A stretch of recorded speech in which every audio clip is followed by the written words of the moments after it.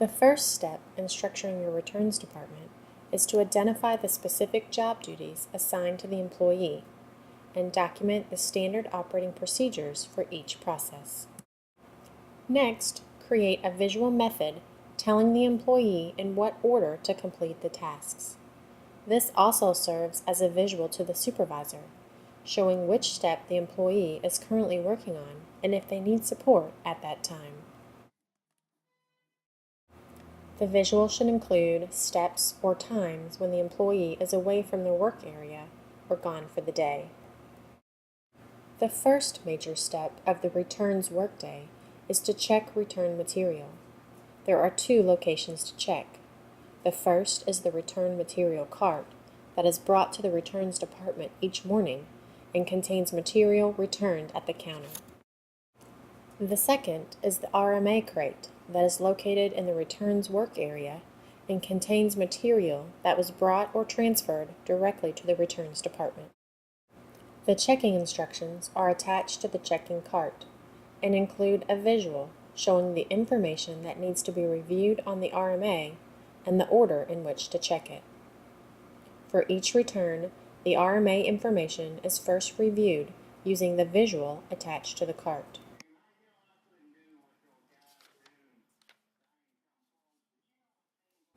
Then the material is sorted by item and placed on the checking cart to be counted and checked. The item's stamp or label is checked for each group of items and matched to the RMA. The quantity is verified, and then the item is checked off and bagged. On each bag, the bin location is written. This helps ensure the material is put back into the right location. A blue tote is used on the cart to group like items together for efficiency when stocking. After each RMA is checked, the paperwork goes into the folder on the cart to be processed at a later time. When the cart and crate are empty, the material is then physically put back into inventory. The process is then repeated with any return skids. The next major step is to process the stock RMA. The standard operating procedure is followed to process each RMA in P21. The number of RMAs processed is recorded on the warboard, and the paperwork is taken to the credit department for scanning. The next major step is to create inventory returns in P21 for material being shipped back to the vendor. The material is checked and matched to the RMA paperwork, and an inventory return is created in P21 following the standard operating procedures. 2 copies are printed.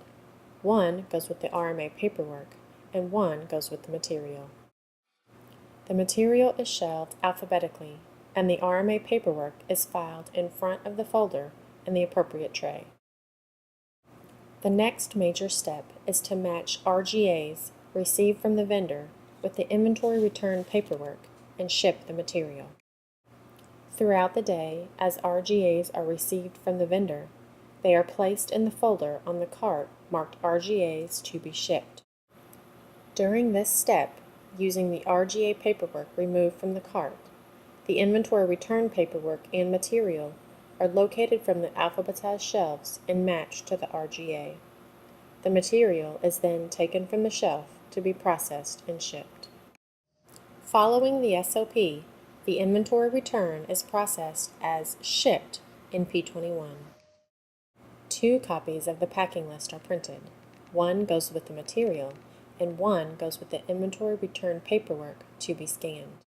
Using UPS WorldShip, the shipping labels are created. Material is prepared for shipping. The UPS label is attached to the material, and the receipt is attached to the inventory return. A copy of the RGA and the packing list are attached to the material using a UPS packing slip pouch. The material is then put on the UPS cart. The inventory return paperwork is scanned into a SureScan, and the originals are filed to use as a visual for when credits are not received from the vendor within 30 days. The last major step is to request RGAs from the vendor for inventory returns created that day. The inventory return paperwork for returns created that day were put in front of the folders in the tray. The paperwork is now removed and used to request an RGA from the vendor. A binder was created for easy reference, documenting the specific instructions each vendor has for requesting an RGA.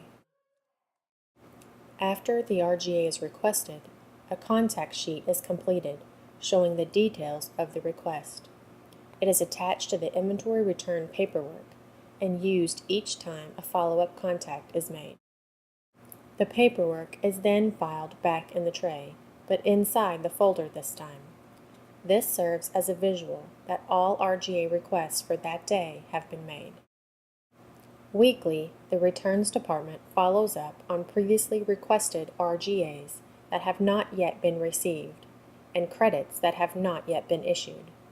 To make visual that this process is just done once a week, the headings for these pages in the binder show Monday only, and the font is a different color.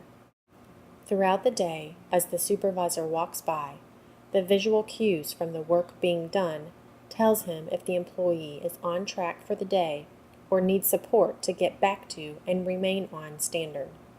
This standard management piece completes the golden triangle and helps ensure your standards are being upheld.